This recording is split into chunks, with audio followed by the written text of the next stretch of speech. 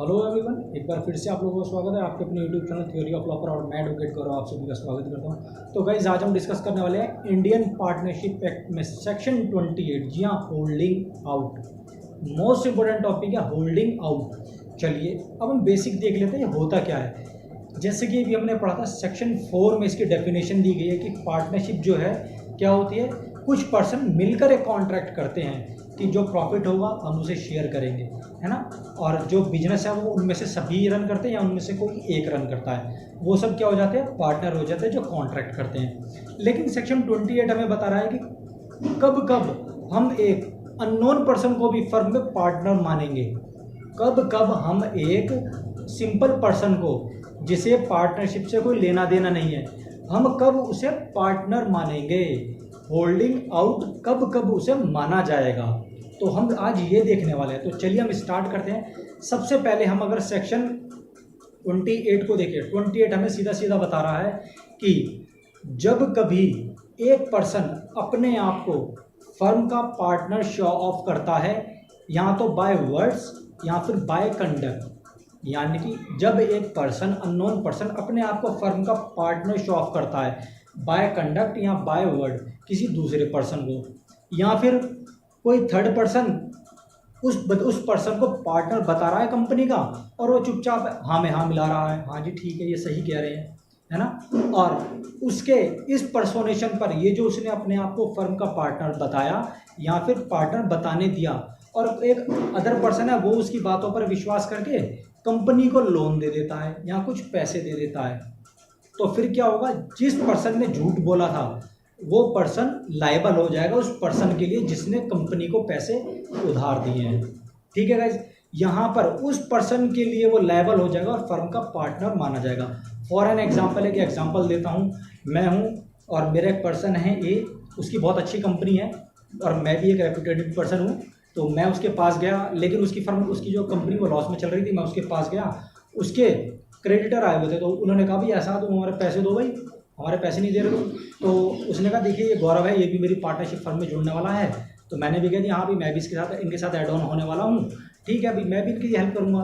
तो उसने क्या किया, उसने कहा चलिए ठीक है, और जैसे ही मैं गया उसने कुछ और पैसे उनसे ले लिए, और जो पैसे उन्होंने वो उधार दिए वो मेरे पे विश्वास करके कि गौरव एक रेप्यूटेड पर्सन है, अगर गौरव इनके साथ ऐड ऑन हो रहा है तो हमारे पैसे ज़रूर मिलेंगे। लेकिन हुआ क्या, मैं तो पार्टनर था नहीं, मैं तो नॉर्मल दोस्त था, हाय हेलो ऐसे करके मजाक में हाँ बोला है कि हाँ मैं भी ऐड ऑन होने वाला हूँ, और उसने उसे पैसे भी दे दिए मेरे इस स्टेटमेंट के बिहाफ पर। तो अब जब वो पैसे वापस लेगा जिसने पैसे दिए, है ना, तो वो मुझे भी लायबल करेगा। क्यों? क्योंकि मैंने अपने आप को फर्म का पार्टनर शो ऑफ किया है। तो ये क्या हुआ, ये हुआ होल्डिंग आउट, जब मैं फर्म का पार्टनर नहीं होता लेकिन अपने आप को शो ऑफ कर देता हूँ। चलिए ये हमने देखा बेसिक मीनिंग।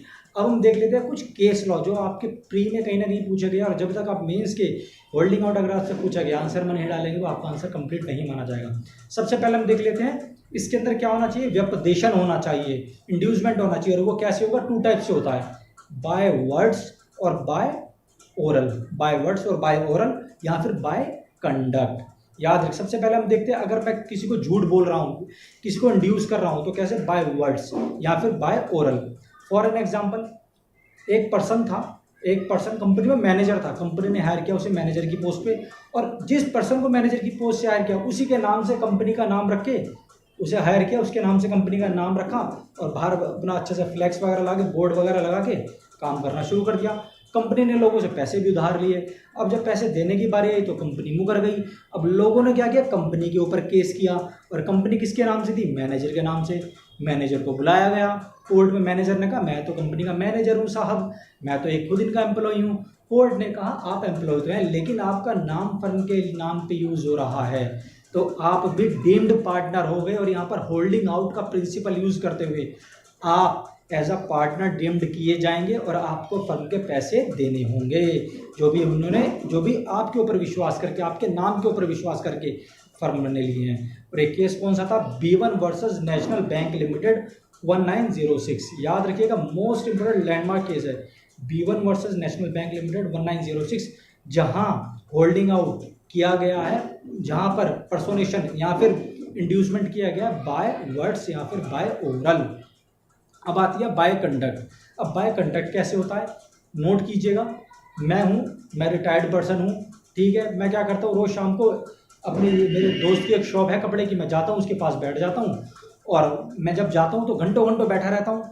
कभी कभी सुबह भी चला जाता हूँ, सुबह से पूरी पूरी रात तक बैठा रहता हूँ। मैं खाली हूँ, काम है नहीं मेरे पास, लॉकडाउन चल रहा है, मैं जाता हूँ बैठ जाता हूँ।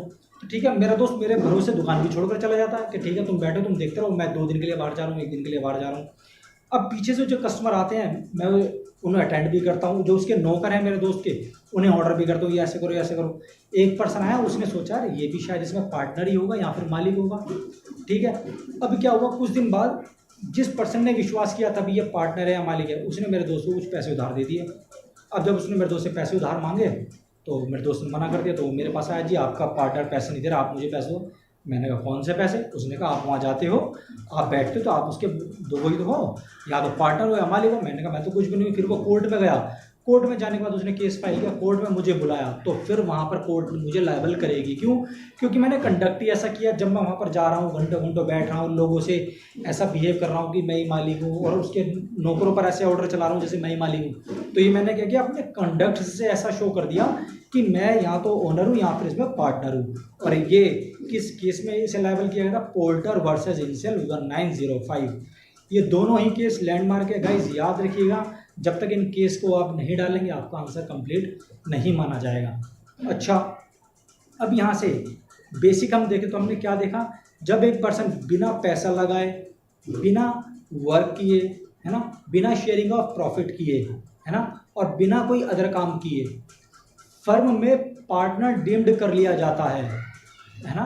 फर्म का पार्टनर अपने आप को शो करता है, या अगर कोई थर्ड पर्सन शो कर रहा है तो चुपचाप खड़ा रहता है, तो वो क्या होता है, वो भी लायबिलिटी के लिए पार्टनर हो जाता है। और याद रखिएगा यहाँ पर एक प्रिंसिपल एप्लीकेबल होता है, Indian evidence act section 115 estoppel. अगर आपने एक बार अपने आप को फर्म का पार्टनर बता दिया या अपने कंडक्ट से शो ऑफ कर दिया तो फिर आपको डिनाई भी नहीं करने दिया जाएगा। ठीक है गाइज, ये था होल्डिंग आउट। आई होप आपको समझ में आया होगा। फिर भी लगता है कुछ ऐड ऑन किया जाना चाहिए, कुछ भी प्रॉब्लम हो, कुछ भी क्लैरिफिकेशन हो, बेझिझक आप हमारे चैनल पे कमेंट कर सकते हैं, अपनी प्रॉब्लम डिस्कस कर सकते हैं किसी भी लॉ से रिलेटेड। और हमारे चैनल के साथ जुड़े रहिए, सब्सक्राइब जरूर कीजिएगा, शेयर कीजिएगा। Thank you guys.